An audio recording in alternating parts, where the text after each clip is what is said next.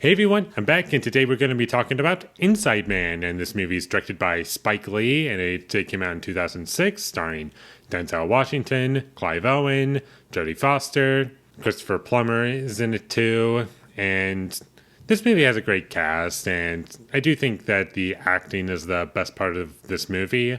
Everyone does a good job, and the movie works best for me when Christopher Plummer is on screen because I find his character to be the most interesting, and his character is really what makes the story go. The movie was also well shot, and I appreciated that much about it. And there were some nice wonders in this movie that I did appreciate.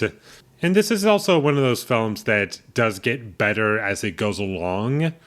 Like for the first half or so, maybe more, I was not really interested in the story, but as the film goes along, it does get slightly better, I guess, although I wouldn't say it's great. I wouldn't say I regret watching this movie, but at the same time, I was not impressed. I really don't like the music for this movie.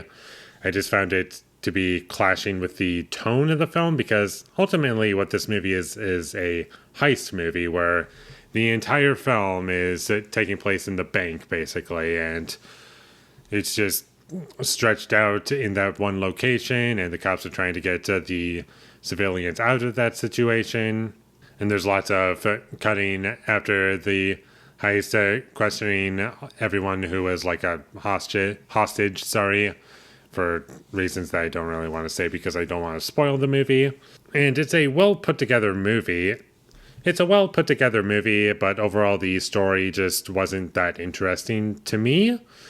I can completely understand why someone would connect with this movie. I just did not get much out of it. It just felt like a really bland, basic heist movie that didn't grab my attention. It didn't have any interesting characters, in my opinion. It didn't have any memorable characters. There were no memorable lines of dialogue. There were no strong scenes, really, except for like a couple, but that was pretty much it. I remember a couple moments towards the end of the movie, and that's the most memorable stuff about the film is the third act.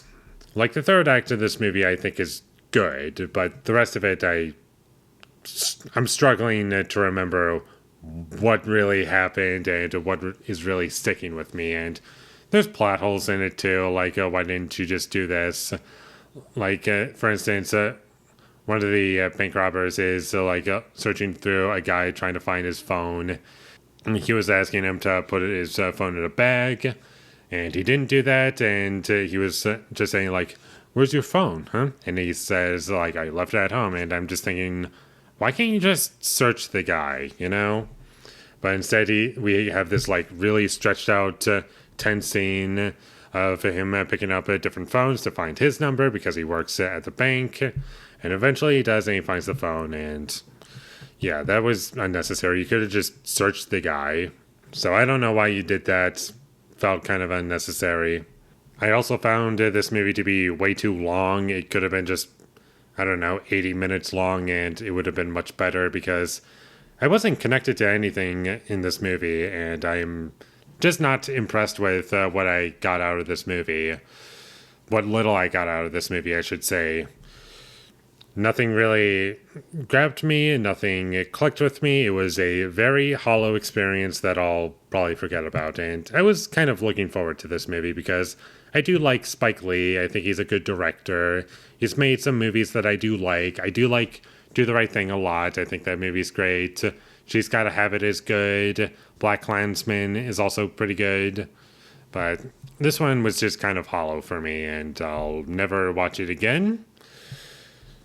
And I just have nothing to say about it. Good performances, great cast, had some interesting ideas towards the end, and that's about all it had to offer me. Christopher Plummer's character was the most interesting character in the whole film, and that's all I have to say. Very hollow and forgettable. So with all that being said, I'm going to give Inside Man a 5 out of 10. Thank you for watching my videos. As always, if you enjoyed this review, be sure to leave a like and comment down below you thought of Inside Man, and my social media links. They will all be in the description, so follow me there.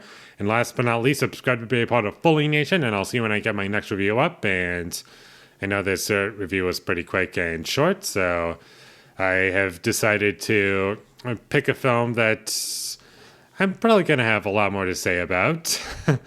And what better movie to choose than a horror movie remake? And that is the 2005 remake of The Fog. So look forward to that, but until I get that up, thank you for watching and have a great day.